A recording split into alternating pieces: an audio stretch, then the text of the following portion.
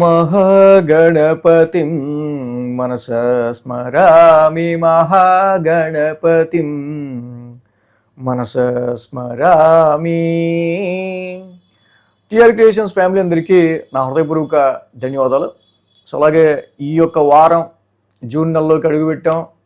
2026లో already June మాసం half of the year అయిపోయినట్టే. June మాసంలోకి అడుగు పెడుతూ 31వ తారీఖు నుంచి మే 31 నుంచి 6వ తారీఖు వరకు కూడా ద్వాదశ రాశుల వారికి సంబంధించి ఈ వారానికి రాశి ఫలాలు ఏ విధంగా ఉండబోతున్నాయి అనేది చూద్దాం.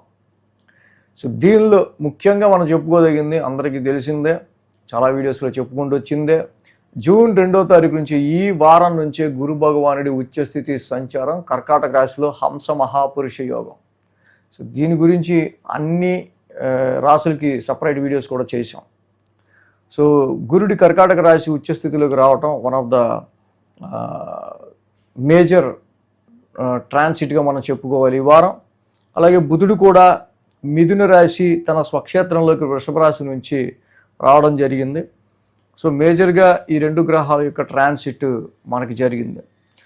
సో అలాగే ఇక్కడ మనం చూసినట్టయితే కనుక శని భగవానుడు మీనరాశిలో, కుజుడు స్వక్షేత్రంలో మేషరాశిలో, వృషభంలో రవి యొక్క సంచారం, బుధ శుక్రులు మిథునంలో, కర్కాటకంలో గురుడు, సింహంలో కేతువు, రాహు అలాగే కుంభరాశిలో సంచారంలో ఉంటున్నారు. ముఖ్యంగా చంద్రుని యొక్క గమనం మనం చూస్తే వృశ్చిక ధనుర్ మీనరాశుల మీదుగా చంద్రుని యొక్క గమనం కూడా ఉంది. సో ఈ విధమైన చంద్రుని యొక్క సంచారం ఆధారంగా అలాగే మిగతా గ్రహస్థితి ఆధారంగా కూడా ద్వాదశ రాశుల వారికి సంబంధించి ఈ వారం ఏ విధమైన ఫలితాలు ఉండబోతున్నాయి అనేది మనం చూద్దాం.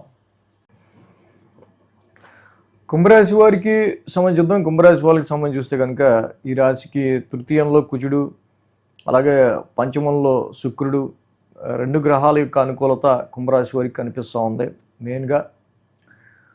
అలాగే 10, 11, 12 స్థానాల మీదుగా చంద్రుని యొక్క సంచారం ఉంది ఈ వారం. ఆది, సోమ, మంగళ, బుధ 4 రోజులు కూడా చంద్రబలం అనుకూలంగా ఉంది. సో ఈ వారం మనం చూస్తే కనుక మేజర్ ట్రాన్సిటల్ చేంజ్, గురువు గారి యొక్క స్థాన మార్పు. యాక్చువల్గా ఉచ్చస్థితిలోకి కర్కాటక రాశిలోకి వస్తున్నారు గురువు గారు. సో ఇది పంచమహాపురుష యోగంగా, ఇది హంస మహాపురుష యోగంగా మనం చెప్పుకుంటాం జనరల్గా. దీని గురించి గురువు గారి యొక్క మార్పు గురించి అన్ని రాశులకి వీడియో కూడా చేసాం. ఈ హంస మహాపురుష యోగంలో జనరల్గా గురువు గారు ఆయన షష్టమ స్థానంలో అడుగు పెడుతున్నారు. సో ఏదైనా సరే రుణరోగ శత్రుస్థానం, షష్టమ స్థానం ఇన్ జనరల్గా ఎవరు కూడా లిటిగేషన్స్, కన్ఫ్లిక్ట్స్ లేకపోతే జీవితంలో ఆటంకాలు అడ్డంకులు కావాలని ఎవడు అనుకోడు. బట్ జనరల్లీ ట్రాన్సిట్లో గురువు గారు మరి రావడం కామను. 6th హౌస్లో వచ్చారు ఇప్పుడు. సో ఇది మరి చాలా వరకు కూడా కొన్నిసార్లు ధనపరమైన విషయాల్లోనూ, కుటుంబపరమైన విషయాల్లోనూ, మీ నెట్వర్క్ సర్కిల్కి సంబంధించిన విషయాల్లోనూ అండ్ గెయిన్స్ అండ్ ప్రాఫిట్స్కి సంబంధించిన విషయాల్లోనూ కొన్ని లిటిగేషన్స్ని అధిగమించుకుంటూ మీరు ముందుకు రావాల్సి వచ్చే పరిస్థితులు ఏర్పడుతూ ఉంటాయి.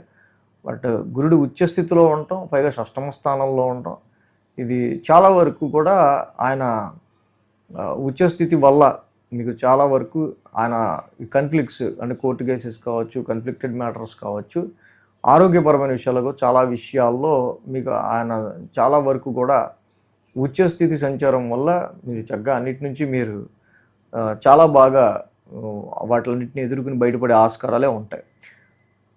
సో వారం ప్రారంభం మనం చూస్తే కనుక దశమ స్థానంలో చంద్రుని యొక్క సంచారం. యాక్చువల్గా అది చంద్రుడి యొక్క నీచ రాశి, దశమ స్థానంలో ఉన్నారు. వారం ప్రారంభం చిన్న చికాకులు, ఆటంకాలతో మన జాబ్ అండ్ ప్రొఫెషన్కి సంబంధించి సో వెళ్దాం అనుకున్న టైంకి ఏదో ఒకటి అడ్డు రావటం ఇలాంటివి ఉండే ఆస్కారాలు ఉన్నాయి. కాబట్టి ఆది సోమవారంలో వీటి విషయంలో కొంచెం జాగ్రత్తగా ఉండటం అనేది మంచిది.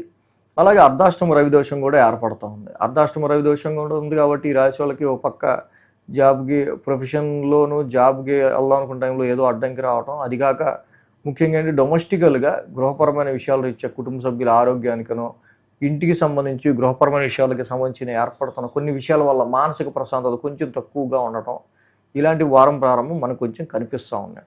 సో డొమెస్టికల్ ఇష్యూస్ అనేవి మన ప్రొఫెషనల్ మ్యాటర్స్ని ఎక్కువ డామినేట్ చేయటం వల్ల మనం జాబ్ మీద, వృత్తి మీద, మనం చేసే పని మీద కాన్సన్ట్రేషన్ పెట్టలేకపోవడం.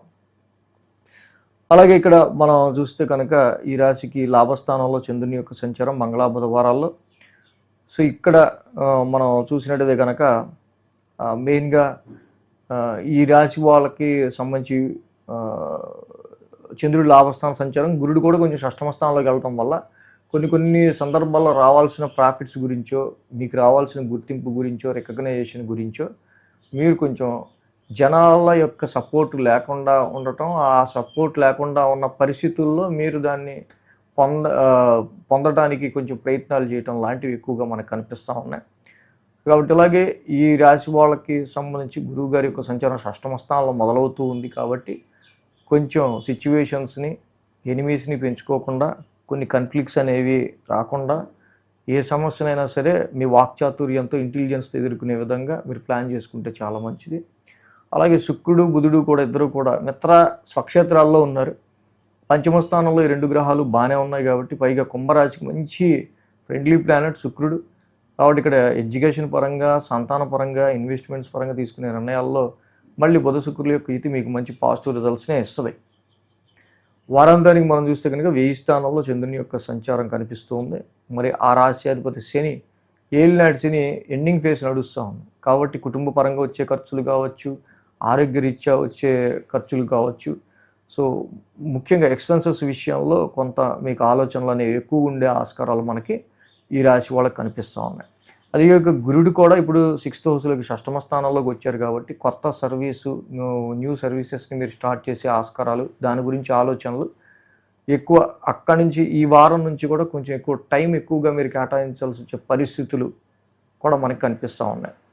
సో ఏదైనా కుంభరాశి వాళ్ళకి గురుబలం కొంచెం తగ్గుతూ ఉంది. అంటే ఓకే, ఉచ్చస్థితిలో ఉన్నాడు, నథింగ్ టు వరీ.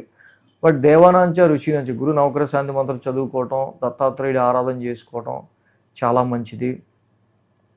అలాగే రవి యొక్క సంచారం కూడా ఈ రాశి వాళ్ళకి అనుకూలత తక్కువగా ఉంది. కాబట్టి ఇక్కడ చతుర్థ అర్ధాష్టమంలో రవికి జపాకుసుమ సంకాసం చదువుకోవడంలో మీ మానసిక ప్రశాంతత తక్కువ అవడం అనే విషయాలు ఏవైతే ఉన్నాయో అవి కొంచెం తగ్గుతాయి.